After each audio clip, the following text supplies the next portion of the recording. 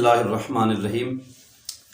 راوی کہتے ہیں کہ حضرت موسیٰ علیہ الصلاۃ والسلام کے ساتھ ابلیس کی ملاقات ہوئی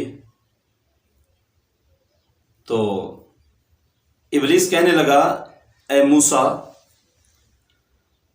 اللہ تبارک و تعالیٰ نے آپ کو اپنی رسالت عطا فرمائی ہے اور آپ اللہ کریم کے برگزیدہ بندے ہیں۔ اللہ کریم کی بارگاہ میں آپ کا آنا جانا رہتا ہے، آپ رب کے کلیم ہیں، اللہ کریم کے ساتھ گفتگو کا آپ کا سلسلہ رہتا ہے، ملاقات کا سلسلہ رہتا ہے۔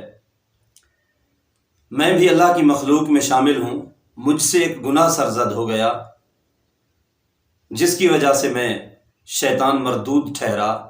میں اپنے اس گناہ سے توبہ کرنا چاہتا ہوں، اللہ کی بارگاہ میں میری سفارش تو کر دینا۔ حضرت موسیٰ علیہ الصلاۃ والسلام نے فرمایا، ٹھیک ہے۔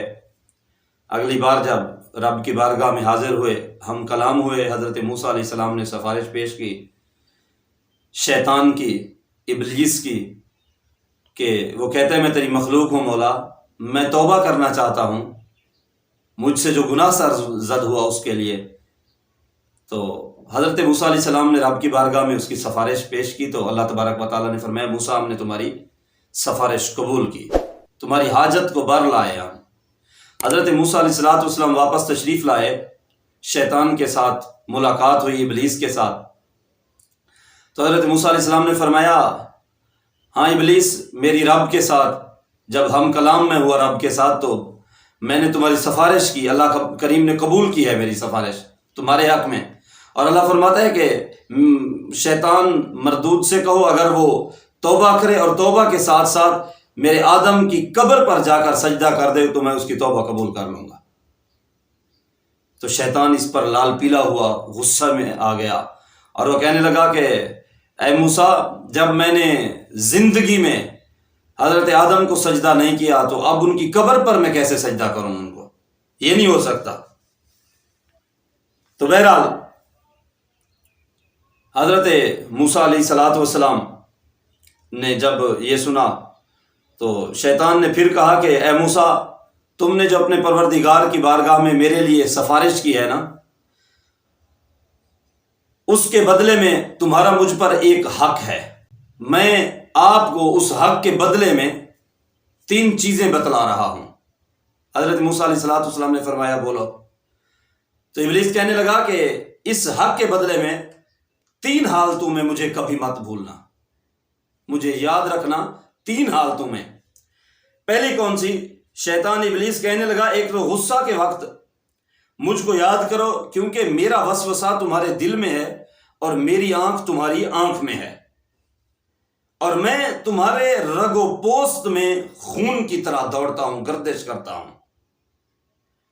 دوسرے نمبر پر تم جب جہاد و غزہ کی حالت میں ہو، کفار کے ساتھ لڑ رہے ہو تو اس وقت بھی مجھے نہ بھولنا، کیونکہ جب فرزند آدم کفار کے ساتھ لڑتا ہے، مسلمان میدان جہاد میں ہوتا ہے تو اس وقت میں اس کے پاس آتا ہوں، اسے ورغلاتا ہوں، اس کے بیوی بچے اس کے سامنے لا کر دیتا ہوں، اس کی پریشانیاں سامنے کر دیتا ہوں کہ بھاگ نکلو یہاں سے، تو مر گئے تو تمہارے بیوی بچے پیچھے مر جائیں گے، اس کے اہل و عیال اس کو یاد دلاتا ہوں۔ تیسرے نمبر پر کسی غیر محرم عورت کے پاس بیٹھنے سے بچتے رہو، کیونکہ میں تمہارے پاس اس کا قاصد ہوں اور اس کے پاس تمہارا قاصد ہوں۔ یعنی 2 جب غیر محرم مرد عورت ملتے ہیں تو ان کے بیچ میں ایک شیطان ہوتا ہے، تو جہاں پر شیطان ہوتا ہے پھر وہاں پر خیر نہیں ہوتی۔ تو اس لیے کوشش کریں ہم کہ غصے کی حالت میں کنٹرول کریں، اپنی زبان پر، اپنے ہوش حواس پر، اپنے جذبات پر، اور اسی طرح سے جب ہم حالت جنگ میں ہوں تو پھر بھی شیطان لعین کو نہ بھولیں کہ ہمارے ذہنوں میں جو وسوسے ڈالتا ہے گناہوں کے، ہمارے اہل و عیال کی صورت میں وہ بند کر آتا ہے، وہ لعین شیطان ہوتا ہے۔ اور اسی طرح کبھی بھی ہم کوشش نہ کریں، بلکہ کوشش ہماری یہ ہو کہ ہم غیر محرم عورتوں سے دور رہیں، کبھی بھی کوشش سے اس طرح سے ہم ان کے قریب نہ ہونے پائیں۔ اللہ کریم کی ذات ہمیں شیطان کے ان ہیل و بہانوں سے محفوظ رکھے، آمین ثم آمین۔